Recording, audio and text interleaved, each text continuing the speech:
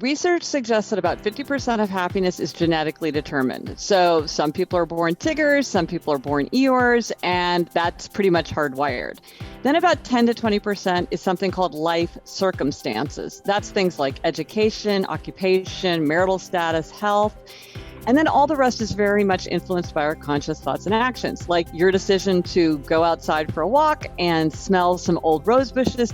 That's something that you decided to do. You knew it would make you happier, and so you did it. So for all of us, I think that's where we can really concentrate, because that's where we can influence that range. One person might be a 7 to a 10, another person might be 4 to 7, but we all have things that we can do within our control, within our conscious thoughts and actions that can make sure that we're staying up at the top of our range instead of pressing ourselves down to the bottom of our range. Hello, everybody. Welcome to the disco. La discoteca. La discoteca. Welcome to Better Together, guys. When you know better, you get better.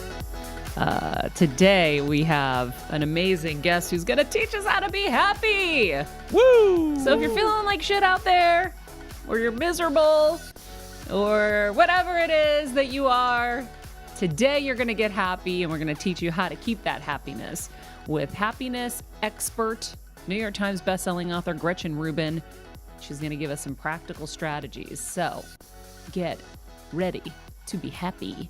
Our quote of the day: the desire to start something at the right time is usually just a justification for delay. In almost every case, the best time to start is now. And that is from our guest, Gretchen Rubin. My nose is very itchy right now. You know, the Greek folklore would say I'm about to get into a fight. So no one start with me. Yeah, when your nose is itchy, it means you're going to get into a fight. If your palms are itchy, it means money's coming. Wow. Yeah, so thank you guys for joining us as always. We are excited to bring you this amazing content. In fact, if you haven't subscribed officially yet to the show, please do. So here's the deal. Let's help each other, right? Because we are better together. So I can help you if you subscribe to this channel, Maria Menounos. That way you'll never miss an episode. I can keep bringing you these amazing experts right to you.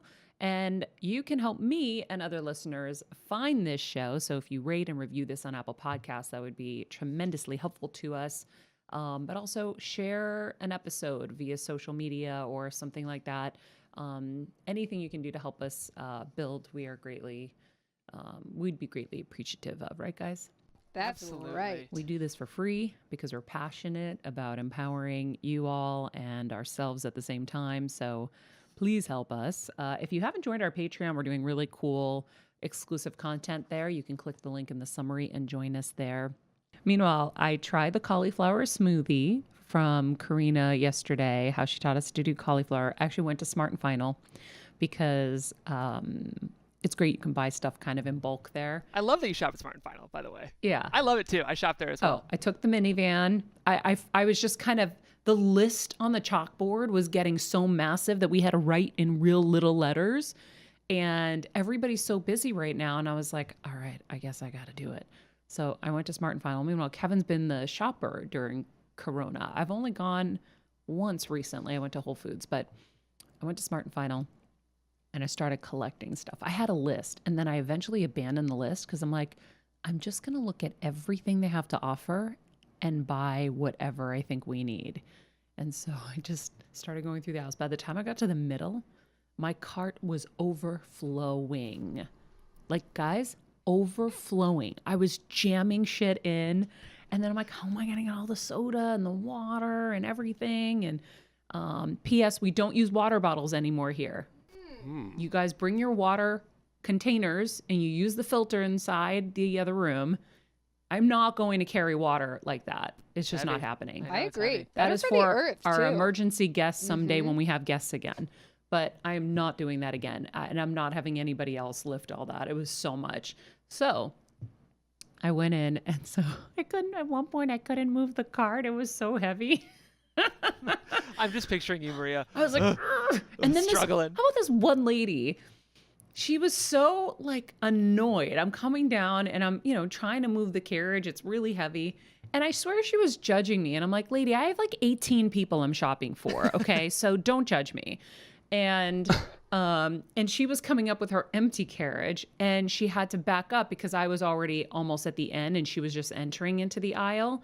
So she had to back up. I'm like, oh, I'm so sorry. Thank you. And she just kind of looked at me with this grunt. And I was like, okay, cool. Yeah, She needs today's episode, people. she needs today's episode. Mhm. Grocery store politics can get dicey. I mean, I'm surprised you're not doing Instacart, Maria. I did in the height of the pandemic, Yeah. but it got so expensive. I mean, just like the tip was $100. Yeah, that's true. That was crazy because we have a lot of mouths to feed here. And and so it was a lot. And then also their replacements were annoying. Yeah, that does get annoying. Oh I my have gosh, all yes. this vanilla coconut yogurt we're never going to eat because they replaced with vanilla coconut yogurt. And so it was a little frustrating. And I just, this isn't the time to be spending all that extra money on delivery if you don't have to. And I know I can get in and out safely with my masks and my gloves and whatever. So I did it. But I did try my cauliflower smoothie. I took it down. It was really good. And I feel like I have a lot of vitamin B. I feel like my blood glucose levels are lower. So here's the question though, Maria. Yeah. Did you do banana and cauliflower? You know, I got really excited to add a lot of ingredients in today, right? I was bringing back my spinach. That was awesome. And then I threw my walnuts in there, flaxseed, chia, a little teaspoon of peanut butter because I don't have any almond butter because I forgot to get that yesterday. And then I got the bananas that we had chopped up for our shoot the other day, and I just put like 2 little slices. So I just threw that in there for a little potassium, I guess, you know. But it was really good. I'm glad that we learned yesterday on the show. Too. I'm gonna try. I gotta try that. And tomorrow. now that I know better, I've gotten better. So yeah. Please can we cut to if we're talking about happiness today? Yes, thank you, Kelsey. You know exactly where I'm going with this. I saw this on social media, and he just made me so happy. Let's watch this little Frenchie. He's the cutest thing ever. Wait till what he does at the end. We just got to get his audio up. That's the woman. And he's like cocking his head. And then he dives into her arms. I love him so much. I love a Frenchie. He's my favorite thing in the whole wide world. I love him so much, or her, whatever. The best thing. The little dive, but like it's almost like Leap of faith. it knew that he knew or she knew that it was going to land on the hands. It wasn't like this free Superman dive. It was like, boop. I like the hesitation before too. It's like the okay. Yeah. Oh, I love him. I want one. Can we get one? I need him so bad. Although I'll tell you, when we were thinking of moving to Greece the other day, and we called up my best man from my wedding. I was like, okay, we're moving to Greece. And he's like, really? And I'm like, yeah, we're going to do it. I'm done. We're moving to Greece. I want to be in the village with goats and lambs and donkeys, and that's it. And so we hung up the phone, and I go, Kev? And he goes, yeah, this is exciting. And I go, shit. How are we going to get the dogs over there? Because I'm not putting Max under a plane for, 18 hours. It's not happening. I think so Lufthansa, the move to Greece went down the tubes real fast. No, I think Lufthansa is doing dogs, actually. Max is 130 pounds. Max is a tricky one. horse. Max so- is like a small pony, like a large pony. Max would be the game changer. Where do I put him? On the plane? on your lap. I mean... You sail him. Do you know what I'm saying? And Yeah. when he pees, it's a river. How am I going to get him? This is what I was thinking. I'm like, how am I going to get him, even if he's on the plane physically with me and I don't have to put him underneath? How do I control the pee thing? Do I dehydrate him and not give him water and watch his kidneys shrivel up while he's on a plane for so many hours? It's a long time. It's a good point. Wouldn't do that. Yep. Gosh, it makes me think, why isn't there an animal airline? I Oh. know that sounds crazy, but I've talked about it for years. Yeah. My best friend Rachel and I fight over who came up with the idea because she was like, that was me. And I'm like, no, you don't even have dogs. Why would you care? I wish you guys could see Ryan's face right now. What? Look, he's so Animal excited. Airline. He's so excited. The name's there. I think that works. Yeah. That needs to happen. No, I've always said that because, and I wanted to start it because everybody wants to travel with their pet and nobody wants to put them underneath. It's not safe. You've seen how many dogs die.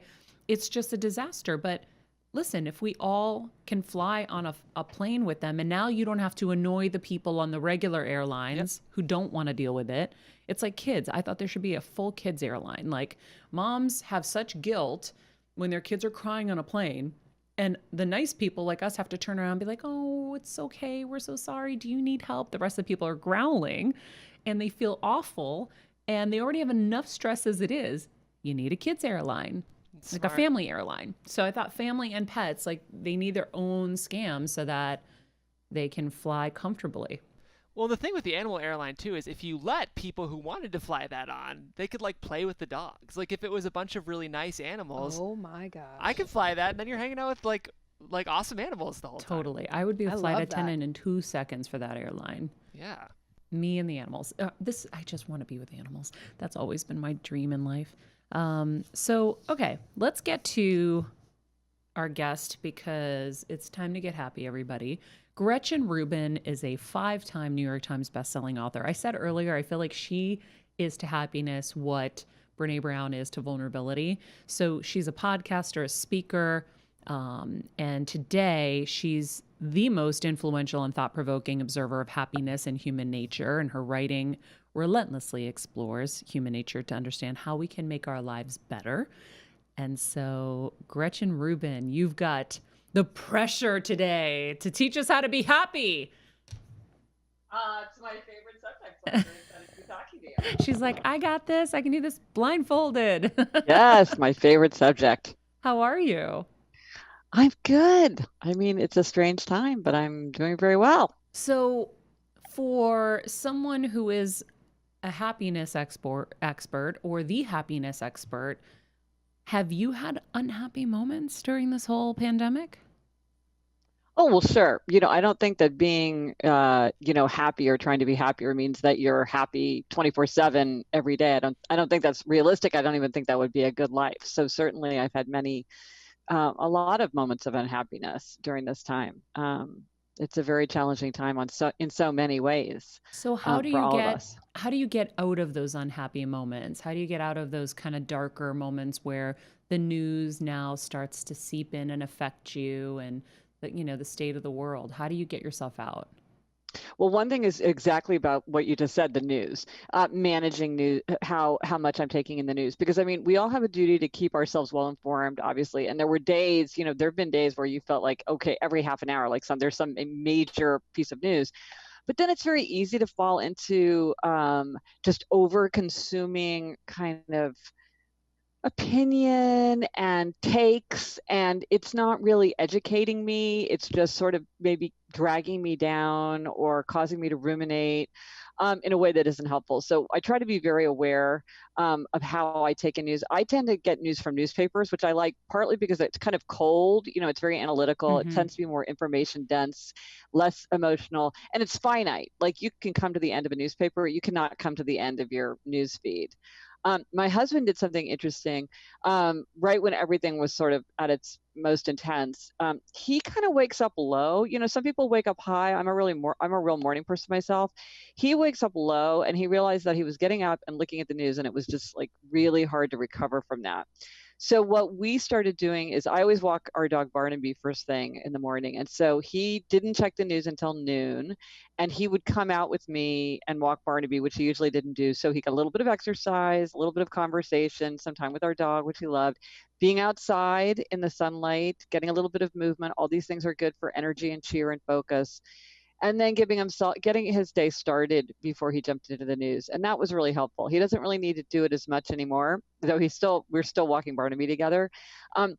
Because sometimes I think we feel like we kind of can't help what's in our environment, but often there are strategies that we can use to shape our environment in a way that can help us to be happier. So teach us how to do that. I've watched your YouTube videos and you do talk about movement and singing. So if you can go through kind of the steps for everybody, if they want to access happiness in their life, how if you could describe that for people. Well, do you want like the big overarching themes, or do you want like the emergency toolkit if you need to do something in the next 10 minutes? Let's do both. Let's start with the emergency toolkit because everyone's in, a Okay. lot of people are in 911 moments. Let's go for it. Yes, exactly, right? That's why I put together the list. So these are things that you could do right now that are going to give you a boost. This is not the deep work. These are not the long-term things. These are the short-term things. These are the Band-Aids that, you can use right now. So one is you mentioned movement. So go outside for a 10-minute walk, do 10 jumping jacks. I find that getting my feet off the floor, it's energetic, it's playful, it's kind of goofy. I constantly tell my daughters, do 10 jumping jacks if they're feeling low.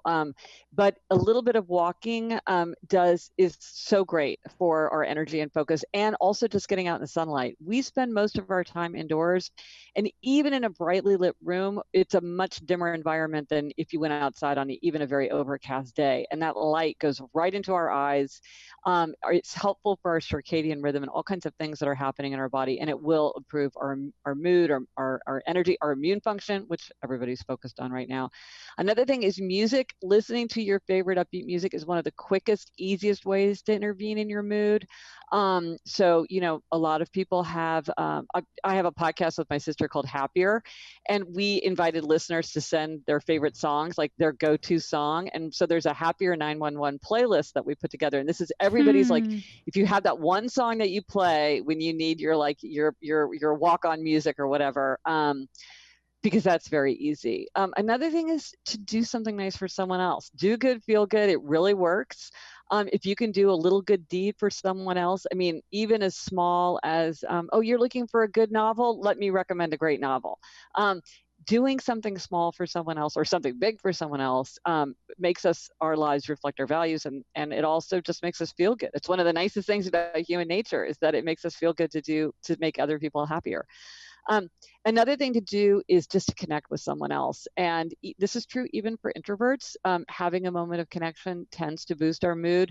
And this is even something as simple as, saying a quick hello to a clerk in a store, or like where I live, like everyone's wearing masks all the time. And so people are really going out of their way to kind of wave and to smile big so that we have kind of a sense of, friendliness on the street in this time. And these little moments of connection with other people, stopping to talk to someone's dog, things like that, they really do boost our mood. So these are things you can do very quick. Oh, and one of my favorite things is to connect with your body through smell. I love the sense of smell.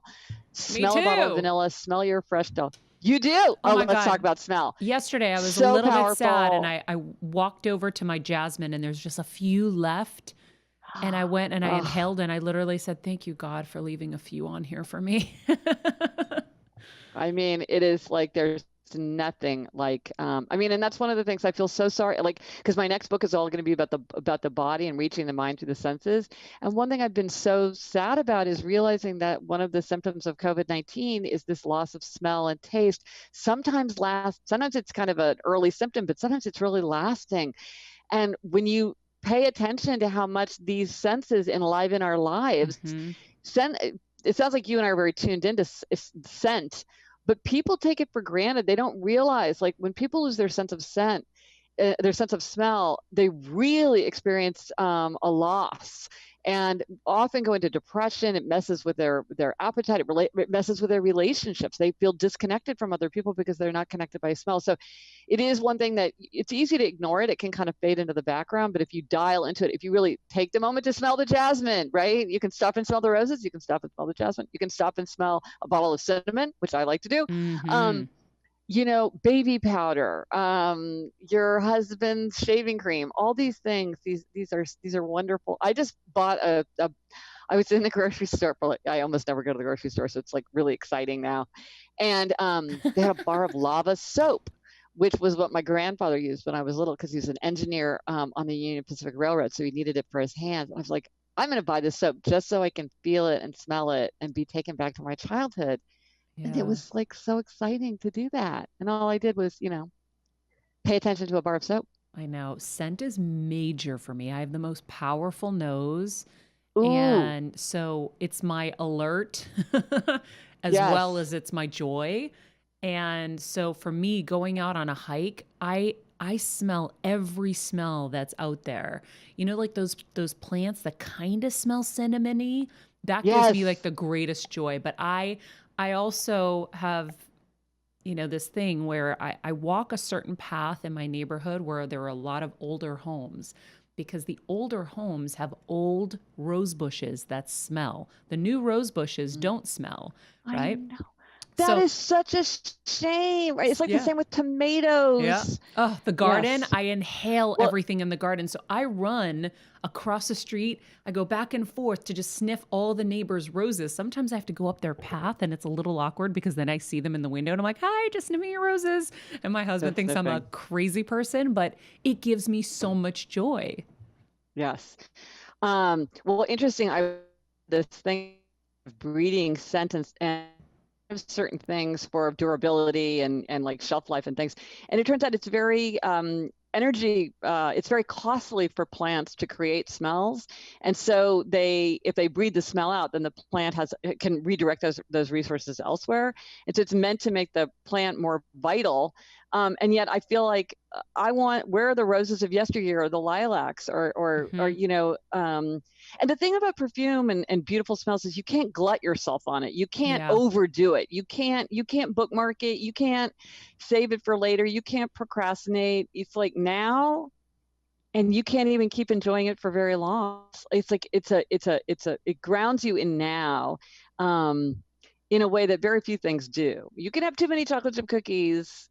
And you can binge watch something for too long, but you can't smell a good smell for more than probably 5-10 minutes, and then that nose blind you just lose the ability to sell it. Yeah. Kelsey, actually, I remember you went on one of those hikes with me. I was sad one day and I'm like, let's just take our scooters and, you know, race around the neighborhood and smell roses. I literally just said that to Ryan. I said, I can vouch for that. She Yeah. does. But I mean, honestly, Maria, you were the one who kind of turned me on to that. I'll pull jasmine off and sit there and smell it. And I'm huge with smell too. It helps so much. I don't know if it's both the deep breathing as well as the smell, but oof, yeah. Yeah. And It it's makes a nature. Like difference. nature makes me so happy. And so I feel like when I went to a Tony Robbins seminar, and one of the things that we talked about was how can you access happiness really quickly in your life? And that stuck with me because, you know, happiness, I think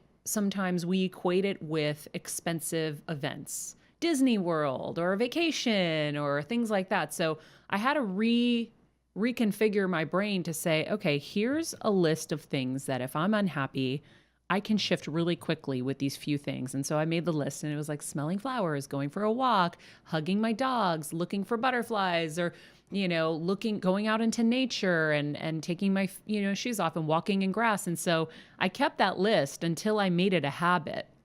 And so now when I'm unhappy, it's a habit. I know, okay, this is an emotion I don't really want to sit in right now. And I'm going to go access my happiness for free because it's available and it's possible.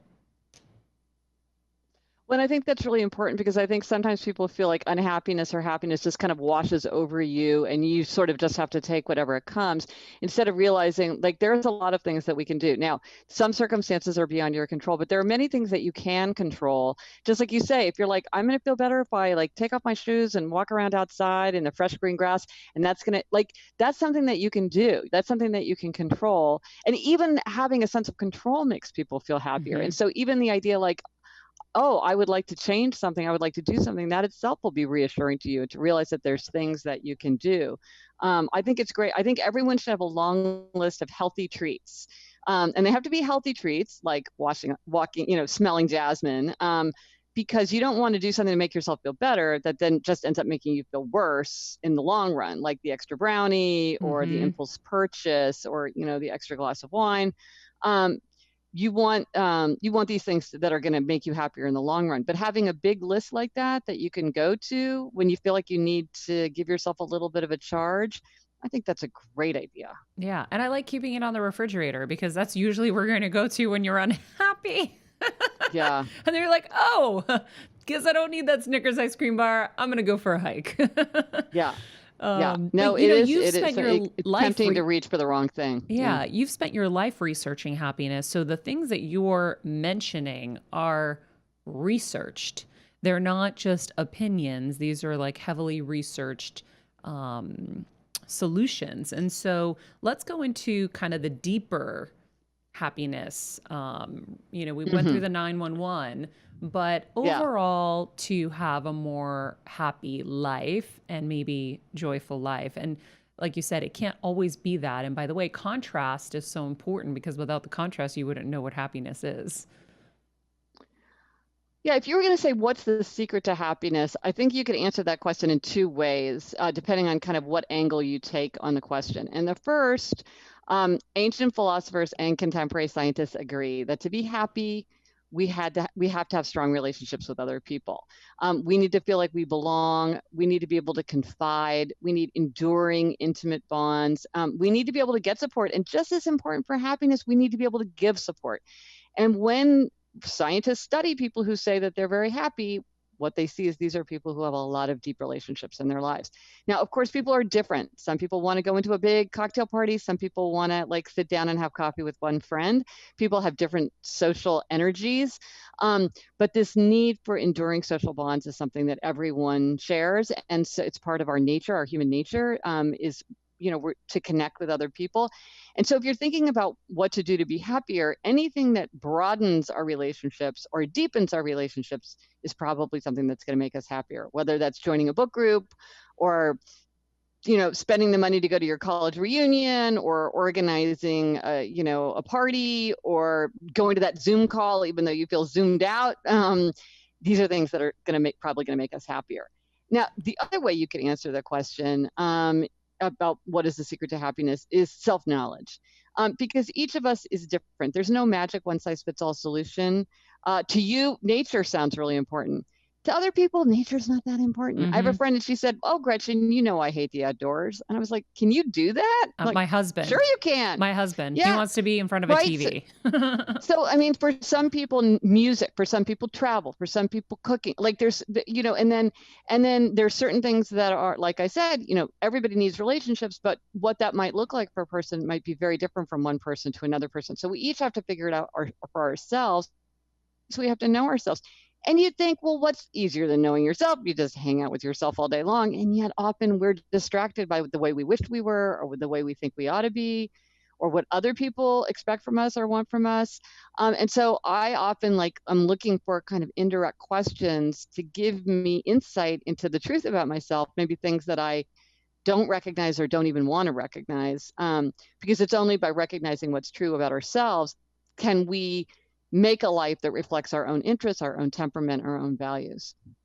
I have to ask, the first thing you talked about was having strong bonds and strong relationships. How many people would you say, like, sometimes I feel like I have this conversation with a lot of people, even with myself, like, how many people are you supposed to have as those close friends? Because sometimes I say to a lot of my friends, I'm like, you're lucky if you have one true confidant that you can really say everything that you feel to. Is it supposed to be more, or is one enough? Well, I don't think that there's one answer for that, because I think people really do have different needs and different desires. I'm not sure I have anybody in my life who I think I would tell anything to. Maybe my sister, but no, definitely not my sister. So maybe I don't have a big desire to disclose my deepest, darkest thoughts. But then I don't know if you saw the television show Transparent, but one of the things that struck me is how those two sisters and brothers, they told each other stuff. I was like, I can't believe that they're just casually telling each other these things. And so it's interesting how people have so I don't think there is one answer. I think some people want to have many friends. Some people want to have one best friend. Some people really want a romantic relationship, or other people, a romantic relationship isn't as important. And here's something interesting. For many people, having an animal in their life is really an important kind of relationship. Many people feel like there's nothing that they wouldn't do to have a dog, or less conveniently to have a horse. Like there is that group of people that are they really, really want to be around horses, which dogs are easier, cats are easier.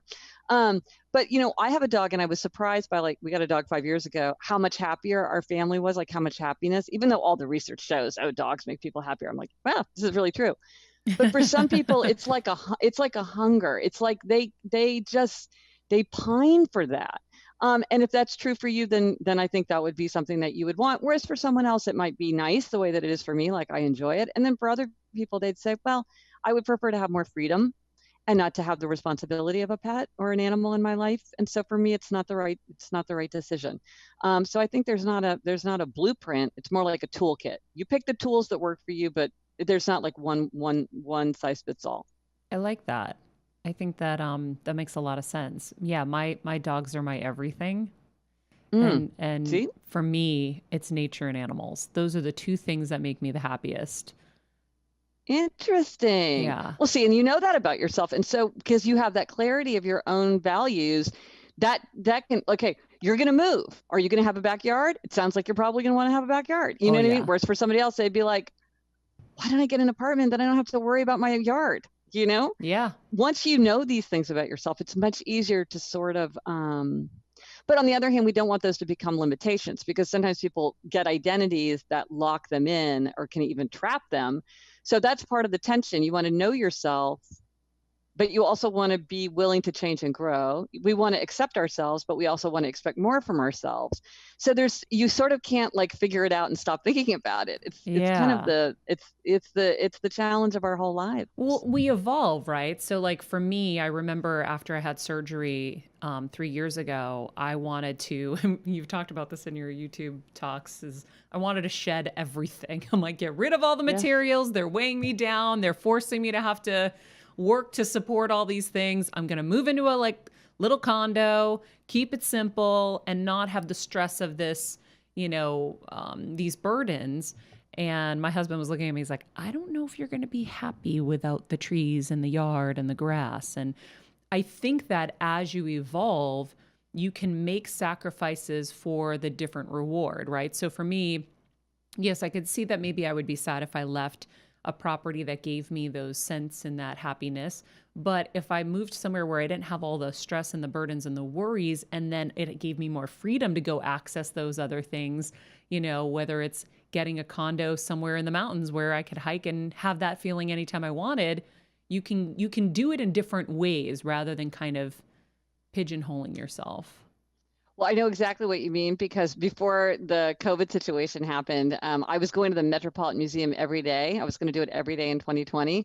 And one of the things I love about the Met is like, the more I went, the more I felt like it was mine, like I kind of inhabited it because I was there so much, and yet I had no responsibility. I'm like, I wouldn't want a valuable painting. I'd have to insure it. I'd have to light it. I'd have to frame it. Like, where would I put it? Like, who wants all that? I mean, I wouldn't even want it if you gave it to me for free. It's too much responsibility. But this way, it's like, I can enjoy it all. And it's like, and I live right, like, I'm so fortunate. I live very close to the Met. It's right there. Yeah, but I just walk away. It's like, and I live right by Central Park. And I'm like, I go to Conservatory Garden, and it's this beautiful cultivated garden with all these plantings and everything. And I walk through it and I enjoy it. And then I wave my hand goodbye and go back, and don't have to manage it. Yeah, I don't have to deadhead a plant. Yeah. And so I think you're right. I think sometimes you don't have to, you can find different ways to get to whatever it is that makes you happy. You don't necessarily have to own it all or buy it or have it, right under your roof in order to take advantage of it. I mean, I love to read. And I mean, that's what I love about the library. It's like, I can just take it and then return it. I don't even have to find a place for it on my shelf, Yeah. So there is great joy in that as well. You talk about happiness as a spectrum. Can you get into that for us a little bit? Well, I think sometimes people think of happiness as like, okay, this is, what is happiness? I need to be a 10 on the 1 to 10 scale, and I should be there all the time. But really, happiness, they say, research suggests that it's about 50% genetically determined. So some people are born Tigers and some people are born Eeyores, and we see that in the world. That's hardwired. Then about 10 to 20% is something called life circumstances. So that's age, health, marital status, occupation, education, things like that. And then all the rest is within very much influenced by our conscious thoughts and actions. So that's the kind of thing where you're like, I'm going to take a walk and smell a lot of old roses. Well, that's something that you're deciding to do. It's going to affect your happiness, but it's within your conscious control. All right, we're back, you guys. That was craziness. All right. So there was a mild power outage. all of a sudden I started seeing things flickering and I'm like, what's happening? And then boom, we were gone, but we're back. We back. Like the Terminator. So Gretchen, let's start back where we were a minute before that. So you talk about happiness. Yeah, research suggests that about 50% of happiness is genetically determined. So some people are born Tigers, some people are born Eeyores, and that's pretty much hardwired. Then about 10 to 20% is something called life circumstances. That's things like education, occupation, marital status, health. And then all the rest is very much influenced by our conscious thoughts and actions, like your decision to go outside for a walk and smell some old rose bushes. That's something that you decided to do. You knew it would make you happier, and so you did it. So for all of us, I think that's where we can really concentrate, because that's where we can influence that range. One person might be a 7 to a 10, another person might be 4 to 7, but we all have things that we can do within our control, within our conscious thoughts and actions, that can make sure that we're staying up at the top of our range instead of pressing ourselves down to the bottom of our range. Got it. You talk a lot about some simple things that you can do to be happy. I was watching one of your videos and you were talking about sleeping and how important sleep is, singing, moving. Can you go through the list of things that we all pretty much know, but we don't abide by, right? Like, I feel like there should be some like non-negotiables in life, like the 7 hours of sleep. And there might be moments, but you can't let it become more than a moment. Yeah, well, it's interesting. I wrote a book called Better Than Before that's all about habits, how we can make or break our habits. And and I found 21 strategies that people use, and that seems like a lot. But it's good because some work really well for some people and not very well for others, and some we can use at some time in our lives, but not at others. But one of the strategies is the strategy of foundation, and that's the 4 things that really lay the groundwork for self-mastery. If you get these things under control, it's a lot more likely that you're going to feel happier, healthier, more productive, and more creative, and that you're going to be able to get yourself to do other things that are probably going to contribute to your happiness. And you mentioned a bunch of them, just like in a flash. One is getting enough sleep. We all know we need it, at least 7 hours for most adults. And yet it's very easy to stay up too late, to be awake with racing thoughts, or have irregular sleep, what's called social jet lag, which is basically the way you sleep on Thursday is so different way you sleep on Saturday. It's as if you're flying from one coast to the other coast every weekend. Things like going to sleep at the same time. I think it's really helpful for adults to give themselves a bedtime, just like you would give a toddler a bedtime. Give yourself a bedtime. Maybe set an alarm for your bedtime. I started getting ready for bed far before I planned to go to sleep, because I realized sometimes I was so tired that I couldn't face like washing my face and taking out my contact lenses. So I just stayed up, which is not good. It's not rational. So I get ready well before I'm going to go to sleep. So one is sleep. Another is exercise. And, exercise is like the magical elixir of life. It both calms us and energizes us. Sometimes people think that they're too tired to exercise, but in fact, unless you're exercising really at the extreme, exercise tends to boost energy instead of draining energy. And so feeling kind of sluggish or listless is a reason to exercise, not a reason to skip exercising. And the health effects of exercise, it's just like every day you open up the New York Times and there's a new study. Memory, immune function, focus, memory, all these things. We just need exercise to help our bodies work properly and our minds work properly. And what's really reassuring is that you get the biggest gains going from being completely sedentary to only slightly less sedentary. And so you do not need to go for like an hour spin class or train for the marathon. If you go for a 20-minute walk every day, it's amazing. It has extraordinary health benefits. On the Happier podcast, my sister and I, for 2020, we challenged all of our listeners to walk 20 minutes for every day in 2020. And people have walked 1,000 miles. Their dogs have lost weight. I mean, it's like, and once you start, it's so much easier to get going. So exercise. And another one is eating. And it's funny, sometimes one of the reasons people overeat is they haven't eaten enough. So you skip breakfast, you skip lunch, and then you're so hungry, you just go running to the vending machine and you just can't resist what's there. Poor choices. What? Then you reach for the poor choice because you're so hungry. Right, because you're like, oh, it's too much trouble to like, pull together something or, like cook something. I just Yeah. need to grab something out of a crackly package in a vending machine. So, making sure you don't get too hungry. Another thing is, drinking. Part of the reason drinking is fun is because it lowers inhibitions and you're trying to like eat healthy and maintain to reach your happiness.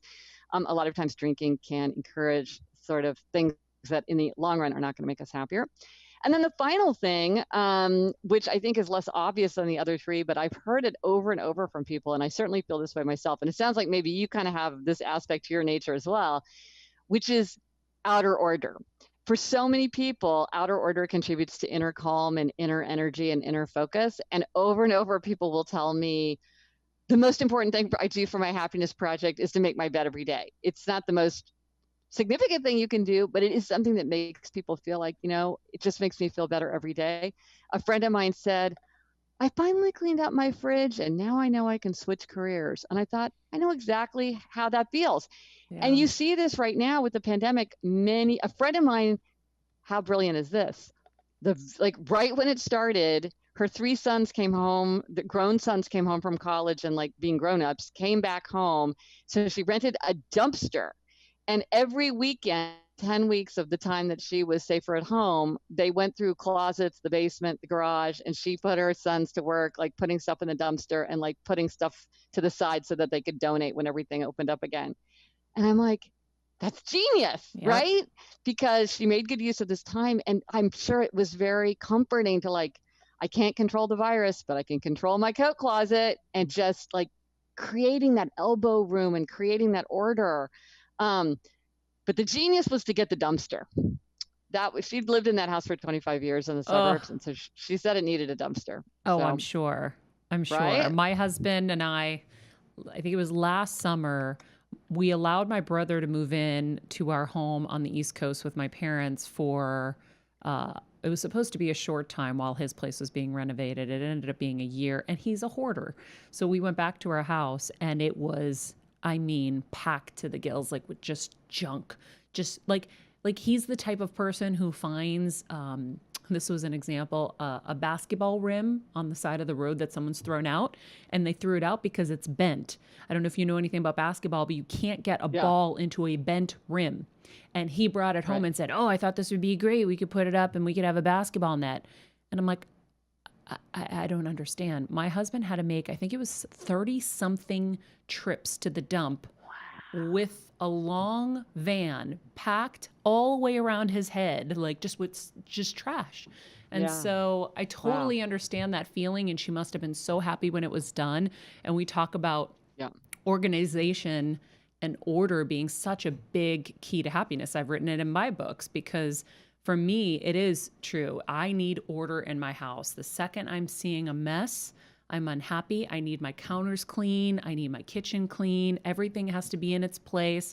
I make my bed every morning, whether I like it or not. I do it because I want to come back at night and see a freshly made bed. And I want to feel good about getting into bed. It doesn't feel good when you see a sloppy bed and trying to get into that. Well, I feel exactly the same way. And what's funny to me is my sister is, she's one of these people who I call clutter blind.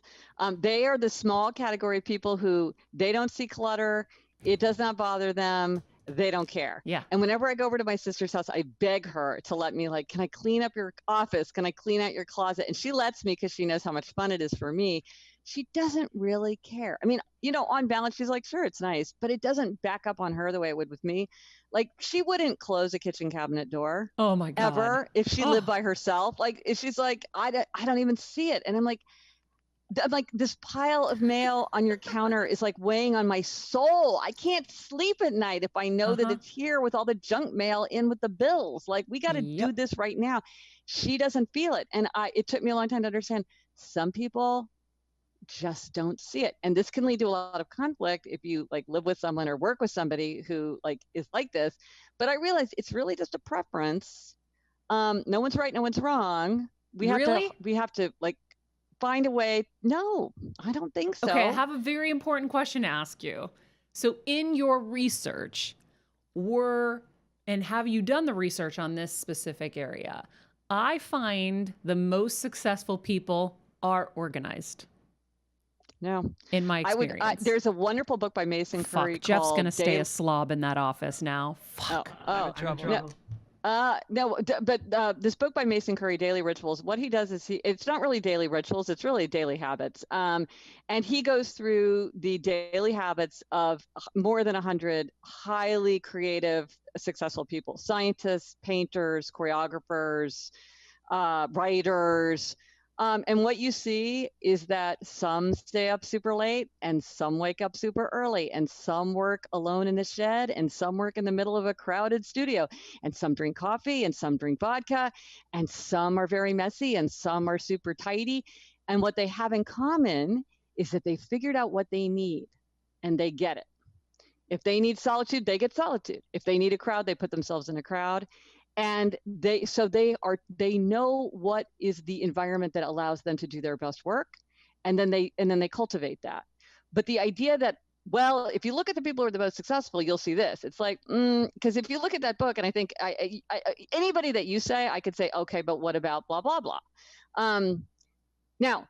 And it sort of doesn't matter to me individually or you individually, because what I care about is what about me, and you care about what about you, and maybe I care about my husband or my, if he's lucky, if I'm taking an interest, but I don't think that it's possible. And even if you could say, okay, 80% of the people who are highly successful, according to any measure, are highly organized, that doesn't tell you anything if you're one of the 20%, and it doesn't really tell you anything other than people are different. Most people are right-handed, but I'm one of the 10, 1 out of every 10 that's left-handed. Am I wrong? No, I just do things in a different way. No one's right, no one's wrong, but we have to figure out a way that right-handed people and left-handed people can make use of a writing desk, which I can tell you from college, there was not enough attention paid to left-handed people at that time. Now, fortunately, that we type. Right. It doesn't matter if you're left-handed or right-handed. Okay, but what is the percentage of successful hoarders? Well, hoarding is really a mental illness. Okay. There's pack rats. There's people who are very sentimental and have a hard time getting rid of things. Hoarding is really something different. And feeds into other kinds of issues that people face. Mm-hmm. It isn't part of the kind of ordinary spectrum. It's something different. Okay.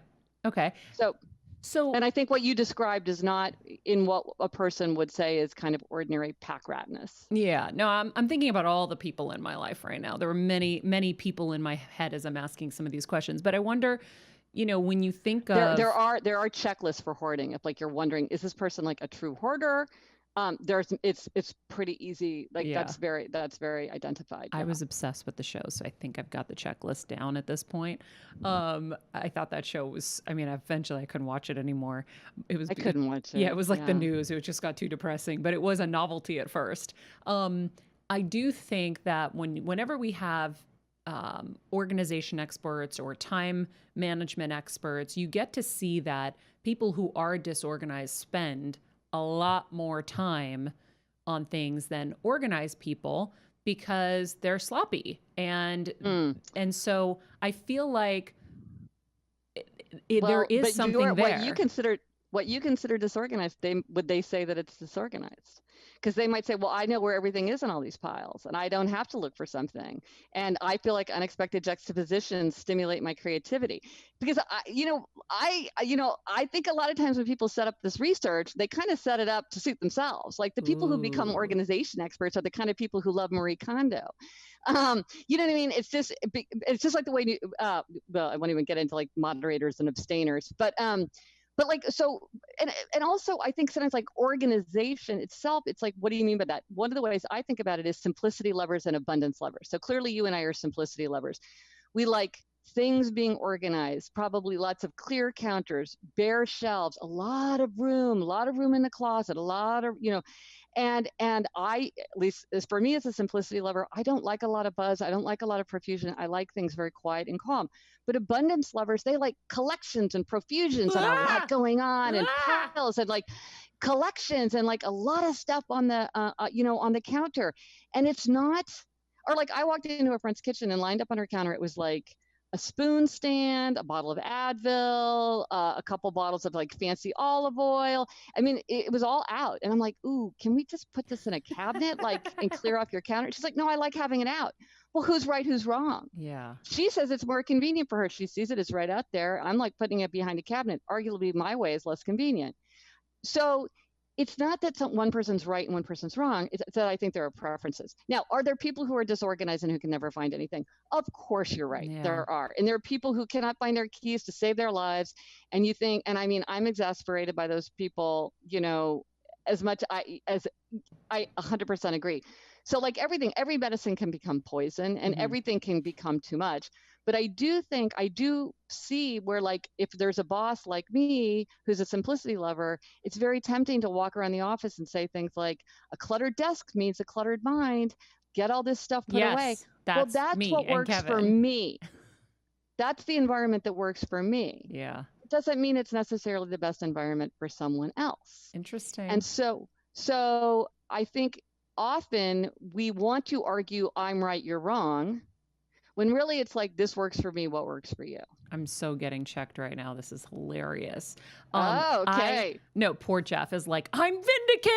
I good. can just I'm leave my glad. shit everywhere and blah. No, but I'm not saying just, clutter is things that you don't need, don't use, don't love, or things that are completely out of place. But I think a lot of things that to you and me would look cluttered do not seem cluttered to the person who owns them. My daughter is an abundance lover. She's 15 years old. I walk into her room and I'm like, it's like my eyeballs hurt because it's just stuff everywhere. But she's deliberately put everything. She loves the way it looks. It's carefully arranged. If I move one thing, she knows. It's not clutter to her. Yeah. It's mindful. It's purposeful. It's pleasing. Well, and it's not inconvenient for her. It doesn't get in her way or slow her down. I get it because when I first met my husband, I remember actually when we lived in our first house and we were moving, he looked at me and he goes, "You poor thing." And there were like a million to-do lists. And I'm like my shadow self is a mess, right? So like if I was to do shadow work, it's because I know I'm raging against the side of me that is disorganized and, you know, the daughter of hoarders. And so I'm always raging against it because it doesn't make me feel good. And I know it's not how I want to be. So I have to rage against and work so hard to keep it away. So yeah. Well, so then for you, it might really be upsetting to be not just kind of annoying, but actually makes me want to throw up. Like a grating noise that you can't stand. Yes, because I to be lived around with that environment. And again, that's just to say, for whatever reason, I can't work like this. Yeah. And so can you please try to respect that out of consideration, not because I'm right and you're wrong, but out of consideration because this is how I can do my best work.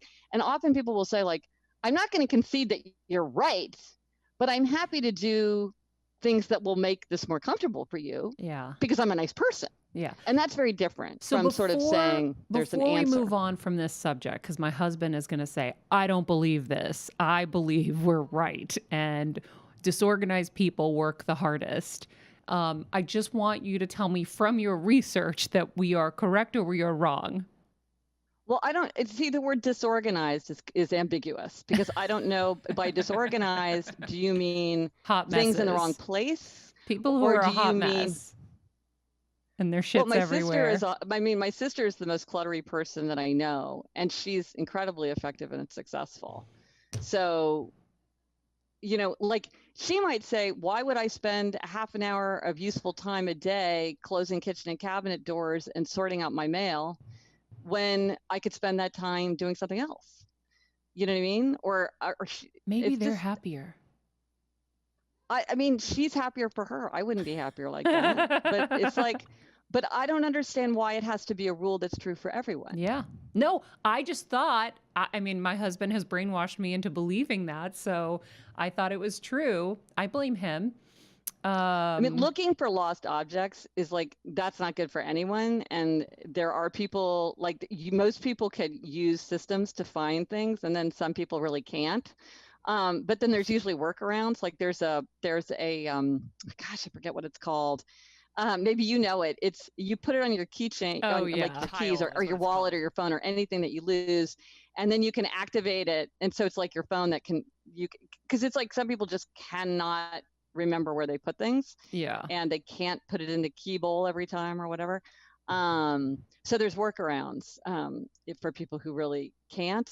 But disorganized, it's it's if the person themselves is saying I am disorganized, or you're saying you're disorganized. Because a lot of times you tell people they're disorganized and they're like, but I'm not disorganized, right? Haven't you been in arguments like that? Oh, yeah. Some people admit it and some people are like, no, it's totally, it's organized for me. It's Yeah. like, well, if you can always find things when you want them, like, what's the issue? Why do I have to tell you that you have to use an alphabetical filing system? Yeah. This is so true and very educational. I never would have thought that this was the conversation we were going to have today. And I think it's really important. But you know, my heart is with you. That is where my heart is. I am with you 100%. I am so judgy in my own life. Like, I want everybody, it's very hard for me not to tell people to like clear their counters. Yeah. Ask my sister. Yeah, no, I get it. Before we go though, and I feel like we're going to have to hopefully try to get you on this show more, because I think you have so much important information for our listeners. But one of the things you said that struck me so much, and I think is so important, especially for women, you were talking about stressful periods in one's life and the kind of instinct to unload. And you talk about, rather than unloading, adding more work, like challenging work that can, give you more novelty. So to do more, not less. This blew me away, and I can't let you go without understanding this.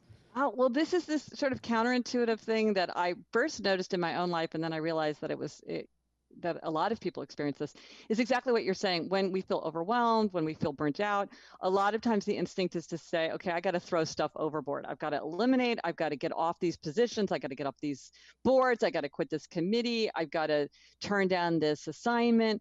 I need to lighten my load. And sometimes that's absolutely true. However, I've often experienced myself, and I know many people, and I've talked to many people who have experienced the same thing, is that sometimes by reaching out for something new, something exciting, something challenging, we kind of, it's that weird thing of like, there's always somehow more time if you have more. It's like, you break your leg and you're like, I don't have time for this. And it's like, but somehow magically you have time if you have to have time. You add something and it can be a source of energy and excitement. And again, that sense of self-control and self-efficacy, that's so exciting. And sometimes just the novelty of something and the challenge of like, I'm going to figure this out. I'm going to do this. I've talked to so many people where it's like they were really burnt out and really overwhelmed. So they added something like a side hustle. Many people have side hustles.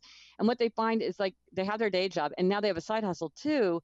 And yet they feel energized by it, and they feel like even their day job is getting energized by it because it's doing something new. It's exercising a different part of your brain. For some people, adding this new project is something that maybe was missing from their life in a way, like music. I think many people who love music, they did it a lot when they were younger, because when you're young, it's like you have lessons and you have band at school and your friends have a band, a jazz band or whatever.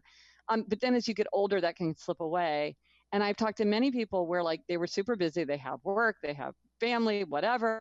And then they start taking lessons again, or they have a band with their friends. I have a friend who plays the drums in an Irish band, and they play at Irish pubs around New York City every week. And it's like, it's the light of his life. Yeah. It's such an engine of happiness for him. Now you could say it's more work, it's more meetings, it's more scheduling, it's less leisure, and yet it completely lights up the rest of his life. So sometimes we need to take things away, but sometimes we need to add something, and that can be really exciting. I think that's amazing. I added guitar lessons a couple years ago and ballroom dancing, and it made me so happy. See, there you go. Yeah. And did you find that it felt like the time opened up to allow those things to slip in? Yeah, and it was meditative for me because those things require your full focus. So you can't be tweeting or thinking of other things. You're in it because you have to learn it. And so it was a meditative process for me. And so I really, really enjoyed it. And I think, we had an expert on the other day who talked about the importance of play, especially for Yes. adults. And Yes. I think what you're saying is, as you become adults, you have this kind of vision of what an adult is, and that doesn't Mm-hmm. include play anymore, unless you have kids and you're playing with them. But, we need play still too. And that's what I think when I heard this, the novelty of something else, like if you're burnt out over here. Yeah. We also had another expert that said something similar to this. I can't remember who it was now, but adding something that's going to give you a new kind Identity. of excitement. It fills your cup in a different way because you're challenging yourself. And I always find that my best moments in my life is when I've tried something new and it's like, oh my god, am I going to make it? Am I going to make it? Oh, that was awesome. Oh, okay, cool. I did it. And so Yeah. that it's in that kind of sink or swim moment where you find the most elation and the most satisfaction. Yeah. And that's one thing that surprised me when I was doing the happiness research is I thought I love familiarity and mastery. And the research shows that novelty and challenge make people happier, but I don't think that's true for me. And I found exactly what you said. Novelty and challenge are things that tend to make people happier. And it can be frustrating. It can be confusing. You can feel dumb. You can feel scared. And then you get through it and it's often exhilarating. But here's a question to the question of play, because I've talked to many adults and they're kind of like, I don't even really know what I would do for play. I mean, I have fun with my family, but it's like, is it really fun for the whole family? Maybe, maybe not. How do you get in touch with what's fun for you if you don't remember, if you don't know? One of the questions to ask yourself is, what did you do for fun when you were 10 years old? Because whatever you did for fun then is probably something you would enjoy now. So what I did is I would copy my favorite quotations in blank books and then glue in an illustration that I had cut out from a magazine. And I did this for hours and hours and hours for years. I still have them, all these blank books. And now I have a Moment of Happiness newsletter where every weekday I send out one of my favorite quotations about happiness or human nature. And I get exactly the same pleasure out of like copying the quotations and putting them in line. It's exactly the same thing that I did when I was 10 years old. And I love it. It's just adapted to my adult life. So what did you like to do for fun when you were 10 years old? I did have to do this exercise, and it was singing and playing instruments, even though I didn't have formal lessons. And I wanted to have dance classes, but we couldn't afford that. And I had to go to work with my parents when I was younger. So it was the stuff I never got to do, but always wanted to do. Yes. That I decided to, we were janitors and we had to go to work with my parents and we were too poor for any of that stuff. So I was like, oh, I never got to learn an instrument. I'm going to learn an instrument. I'm going to take ballroom dancing classes because I know. I love that. Yeah. And not saying, well, I missed my chance. Yeah. Or that window closed. Yeah. Yeah. And I know I loved playing sports. So pickleball is something that I love, and it's the fastest growing sport in our country anyhow, FYI, but I love activity. I love playing. And for me, I could play all day, that just makes me so happy. And so, yeah. I have a friend who grew up poor and his parents were they didn't want to buy him anything anyway. And as an adult, he said he went out one day and he just bought himself all the toys that he'd ever wanted, like all the things that he really, really, really wanted. Oh, that's funny. And he's like, I'm just going to buy them and have them. And it kind of reclaimed them for himself. Yeah. And I thought, that's a beautiful gesture. Yeah. To the child that you were. Yeah, absolutely. Oh my gosh. So many amazing nuggets in here for people who want to access happiness, who may be overwhelmed and think that doing less is better. And of course, now we know when I'm done with this show, I'm going to have to go apologize to Jeff for trying to force my organization and cleanliness onto him. And so, Gretchen, this has been an amazing and one of my favorite episodes, maybe my favorite ever. So thank you. Well, I so enjoyed the chance to talk to you. Thank you so much for having me on. Thank you. Hopefully you'll come back because there's like pages of stuff that we didn't get to, but we got to talk about scent and perfume and flowers. Yes. Never enough. Yes, Absolutely. yes. So thank you, and we will hopefully get you back soon, and we can talk about all of that. Of course, if you don't have her new book, Outer Order, Inner Calm, it's available wherever books are sold. And we didn't get to the 4 tendencies, but if you want to know which of the 4 tendencies you are, you can take the quiz on Gretchen's website, which I don't have right here, but Jeff will say it and hopefully won't be an echo. Just GretchenRubin.com. There you go. GretchenRubin.com. Thank Or you, you Gretchen. can go, if you want to go straight there, it's quiz.gretchenrubin.com to find Perfect. out if you're an upholder, a questioner, an obliger, or rebel. We will put that in the summary in a link so people can just click. All right. Thank you so much. Thanks for bearing with us with our mini power outage. It's our first power outage, guys. Hey. Hey. First for everything. Yeah. Let's celebrate. All right. Thank you so Okay, much. Have a take great care. day. Thank you. I so enjoyed it. That was so cool. Yeah, Jeff, for some reason you had an echo. You probably had the Zoom and the other thing on. Yes, I think. Stephen was in here to remind you of that, so now Kelsey and Ryan will have to remind you, but I think you could put a note there and you'll be good. Well, I think it's on y'all's end, right? Well, it was weird because when you told me he was echoing, he was muted. So then we unmuted him and then we remuted him. I'm blaming the power outage. Well, I will just say that when you see me texting in the middle of a show, guys, I'm not being rude. It's because we're having a technical issue that I need to make everybody aware of because sometimes they're not aware. Yes. That was Somehow, crazy. if I'm aware, you should be aware, but I don't know if it's going to get fixed. So what have we learned, guys? We have learned a lot. My mind is still blown about the whole, because I truly believe, like what you say, that if you're more organized, like I just am not grasping that. Yeah. How can you have your stuff all over the place and not, I don't know. I learned a lot. I feel, That was crazy. That was crazy. take time to smell the jasmine. Yeah. Take time to smell the jasmine. Also, I love the idea of having that, like, what is that one song that is your happy song? Oh, That's yeah. like your 911 playlist. Oh, yeah. I think just taking time, period. And let's get to Jeff. He's dying to Jeff. talk. Well, what I was Jeff gonna is say- dying to get in here. I was going to say, she didn't say if you're disorganized. She said if you're not cluttered. So I think that's important. True. Disorganized people are less efficient, but organization doesn't equal a lack of clutter, I think was her point. Of, if you have, like, let's say someone has piles of paper in their office, someone who's not cluttered might look at that and say that's disorganized, but to that person, they understand those systems perfectly, and their workflow isn't interrupted just because their office looks like that. Yeah. So that person is cluttered but still organized. Disorganized people, the way you get stumbled and tripped up is the inability to find things or get things done.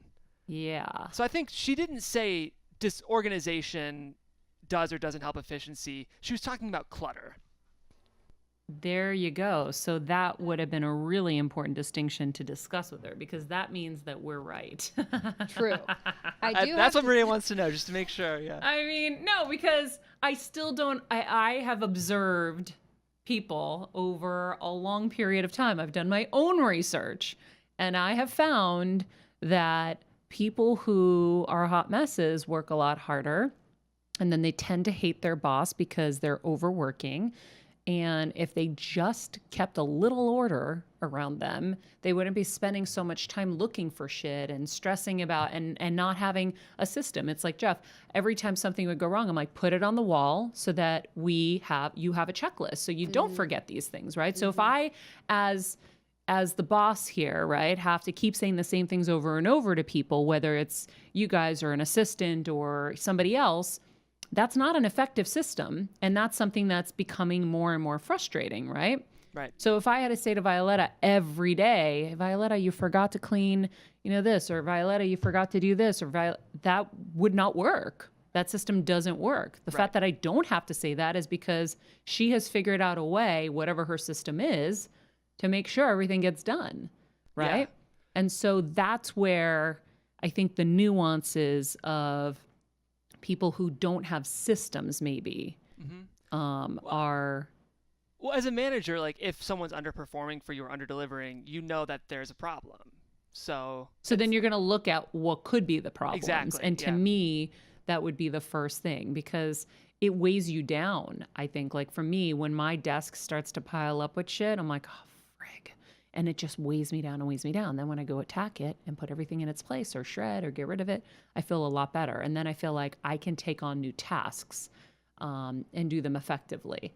So maybe it's more about strategies, like kind of what we were talking about, and that can lead into our conversation tomorrow with our time management expert. totally. I'm so excited I'm about excited tomorrow. too. I do have to say, you guys, she talking about her 15-year-old and all her stuff in her room. That resonated with me. My mother, if she's watching, is probably like, that was Kelsey. I had about 142,000 chapsticks, but I knew exactly where every single one was. But I think that comes back to strategy, right? It was like, to her, that was insane. To me, it was my organized chaos. Yeah. I'm less like that now, a lot less like that. But I still knew I had a strategy. So Yeah. that was very interesting. And I know my shadow self hates clutter because I know I am clutter deep down somewhere inside. I love the point she brought up, though, of like, if you're working with someone and they're cluttered and it's affecting you, instead of offering it as like, I know that you're wrong, or like, you have to fix this because you're wrong, say instead, you know, whether or not this system is working for you, it's challenging for me in my work environment to be so close to this. It would make me a lot happier and I'd perform better if you could just make some adjustments in your workspace. Yeah. And then people will be so much more willing to oblige because people hate being told they're wrong. Yeah. No, it's true. I truly believed that I was right about this. So I had to keep asking her. I truly believed. So I would never have seen that perspective. But this is why when you know better, you get better, right? Totally. And this is where there is not a lot of forgiveness in our world for people who have a certain set of beliefs and they need to be educated. And so here I am, an ignorant human on my own show telling Jeff he's got to get his shit together in that office. Well, the truth is there's truth to that as well. Like, if there have been times I've been late to get you a paper or whatever, or I have been underperforming or underdelivering, then I do need to make adjustments in here. It's probably like the truth is somewhere in the middle, you know? I feel like we're like a mini version of Howard Stern's show where everyone's a character and like you're like having open discussions about everybody's stuff. It's hilarious. I love it. We get into it on the show. It's all about life, and so it's natural that these conversations would happen. Well, without honesty and transparency, right? Like, how does anybody else learn, right? Yeah. Anybody who's watching this probably thinks like we've got all our shit together and we're all perfect. Well, no. I couldn't wake myself up this morning because I took a CBD last night. I got inspired by the Karina Talk guys. I don't know why. And I took one, and I think it really affected me. I could not wake up. Drops, Maria, or was it a tablet? No, it was the little sour gummy. The gummy. That's right. really That's yummy. right. You might need a half. Yeah, I don't need it. I didn't even need it. I was so tired. We watched one episode of Rick and Morty. It was 10-ish, and I'm like, Kevin, I can't watch another. I got to go to bed. And guys, it was really hard. And I almost was like, can we just do like a repeat show today? But since it's your first time in the booth, I'm like, no, we gotta power along. And I will say, you guys are kicking ass. Steven is with his family, and you guys are doing a seamless job. So kudos. Thank you, Maria. Minus the Kudos. heart attack I had because of that slight power outage, I think everything's going well. I think everything's going well. Thank you guys again for joining us here. I hope that this information is helpful to you. If it is, please help us back by rating, commenting, subscribing. We're trying to break 1,000 reviews on Apple Podcasts. Please help us get there. And if you love the show, take a clip and social it out to your friends. You can just go to my Twitter, my Facebook, my Instagram. We post every day. We'd be so grateful for your support. Like I said, we do this for free every day. It is a lot of work, and we love doing it, and we want to get it to more people. So if you can help us in that, on that mission, that would be wonderful. If you liked today's episode, you might want to check out our episode with Swedish psychologist Katarina Blom. It's like Blum. Yeah. From May 18th, so check that out. Follow us at Maria Menounos, at Gretchen Rubin, at Rye Nilsson, at Jeffrey Crane Graham, at Kelsmeyer22. And remember, be nice people, make good choices, and be present.